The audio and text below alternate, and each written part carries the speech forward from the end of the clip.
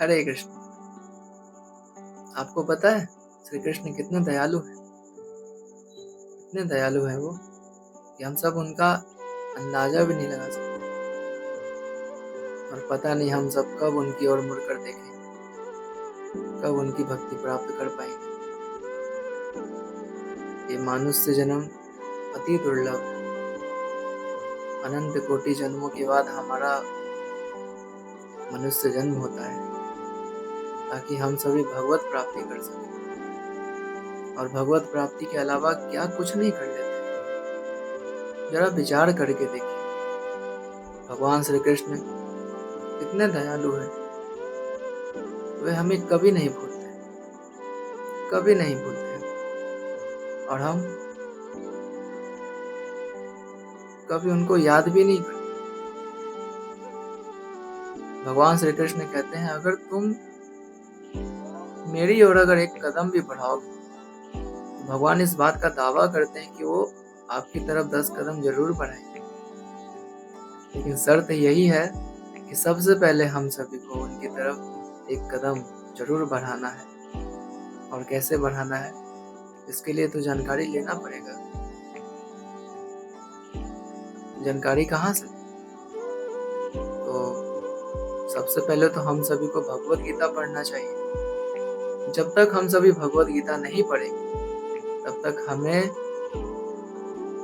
मालूम ही नहीं चलेगा कि क्या करना है, क्या नहीं करना है। वैसे ही हम लोग लाइफ जीते रहेंगे, स्कूल से कॉलेज, कॉलेज से जॉब, फिर जॉब से खूब सारा मेहनत करना, पैसा कमाना, फिर एक दिन मर जाना। हाँ, प्राप्त तो बहुत कुछ हो जाएगा, लेकिन ये मानव जन्म इन चीजों के लिए थोड़ी मिला है। मानव जीवन का पर्पस सिर्फ भगवत प्राप्ति है। हम सभी भगवत प्राप्ति करने की कोशिश कर रहे हैं। चाह ही नहीं है। चाह क्या है? संपत्ति बढ़ाना, खूब सारा पैसा कमाना, वो मेरा आदर सम्मान करे, अच्छा सम्मान करे, जान पहचान बढ़ जाए हमारा। इन सब चीजों पे ध्यान जा रहा है। कब तक? धीरे धीरे समय निकलता जा रहा है हमारा, आप सभी का। तो चांस मिला है मनुष्य योनि प्राप्त होने के बाद, चांस मिल रहा है। हम लोगों को एक क्षण भी नहीं गंवाना चाहिए। हर समय भगवान का स्मरण करना चाहिए। स्मरण तभी हो पाएगा जब हम सभी उनके बारे में जानकारी प्राप्त करेंगे। और जानकारी हमें भगवत गीता के अलावा, भगवान श्री कृष्ण के अलावा और कोई नहीं दे सकता है। तो सबसे पहले तो हम सभी को भगवत गीता जरूर ही पढ़ना है, क्योंकि नहीं पढ़ेंगे तो हमारा ज्ञान दूर नहीं, क्योंकि दुख का कारण ही अज्ञानता है। और जब तक ये अज्ञान दूर नहीं होगा तब तक हम दुखी ही रहेंगे।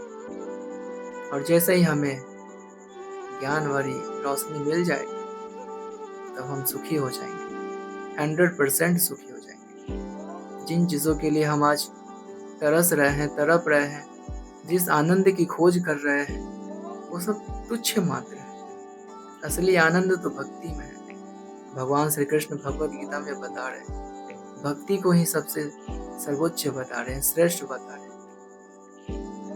भगवान तो भगवत गीता में बहुत ऐसी ऐसी बातें कही हैं जो मानना चाहिए, लेकिन भगवत गीता में भगवान श्री कृष्ण भक्ति को सबों में श्रेष्ठ बताते हैं। और हम सभी को भी यही करना चाहिए, भक्ति करना चाहिए, जिससे भगवान श्री कृष्ण का सानिध्य प्राप्त हो, उनका संग प्राप्त हो,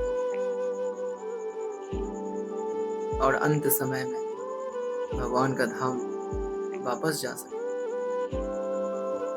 तो ये तभी हो पाएगा जब हम लोग उनके बारे में जानकारी प्राप्त करेंगे। और सबसे जरूरी बात यह है कि हम सभी को उनका नाम जरूर जप करना चाहिए। नाम जप करने का माध्यम बहुत श्रेष्ठ है, क्योंकि भगवान के नाम में और भगवान में कोई अंतर नहीं है। भगवान का नाम कृष्ण है, राम है। भगवान का तो हजारों नाम है, लेकिन वो प्रमाणित करते हैं कि श्री कृष्ण और राम